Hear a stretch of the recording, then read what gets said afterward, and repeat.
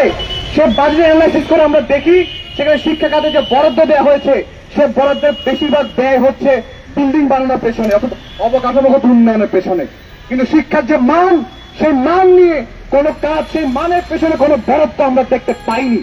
সেটি কেবল school college শিক্ষা প্রতিষ্ঠানে না, ইভেন সেটি আমার বিশ্ববিদ্যালয়, ঢাকা বিশ্ববিদ্যালয়ের শিক্ষা খাতে বরাদ্দের ক্ষেত্রে আমরা দেখেছি যে শিক্ষার মান উন্নয়ন নিয়ে, গবেষণা খাতে বরাদ্দ নিয়ে কোনো সুস্পষ্ট বরাদ্দ এখানে নেই। সে বরাদ্দ ইউজিসি হাতে চলে গিয়েছে।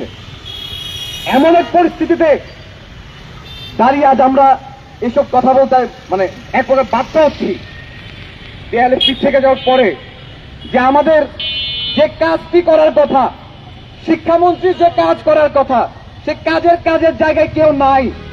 আরো একটি উদাহরণ দেই, প্রাথমিক ও গণশিক্ষা খাত। এই খাতে আমরা দেখতে পেলাম যে একটি বাজেট বরাদ্দ দেওয়া হয়েছে, সেটি হচ্ছে ট্যাব কেনার পেছনে। অসংখ্য ট্যাব কেনা হবে এবং তার জন্য অসংখ্য কোটি টাকার একটি বাজেট রাখা হয়েছে, খুবই ভালো। কিন্তু আমরা এই প্রশ্ন রাখতে চাই, সেই ট্যাবে যে কন্টেন্ট গুলো দেখানো হবে, সেই কন্টেন্ট গুলোর বাজেট কোথায়, সেই কন্টেন্ট তৈরির বাজেট কোথায় এবং সেই কন্টেন্ট গুলো কোথায়?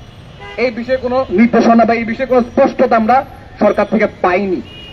এমন অবস্থায় আমরা দেখলাম যে চট্টগ্রাম বোর্ডের পরীক্ষা চলাকালীন সময়ে চট্টগ্রাম বোর্ডের পরীক্ষা স্থগিত করা হলো।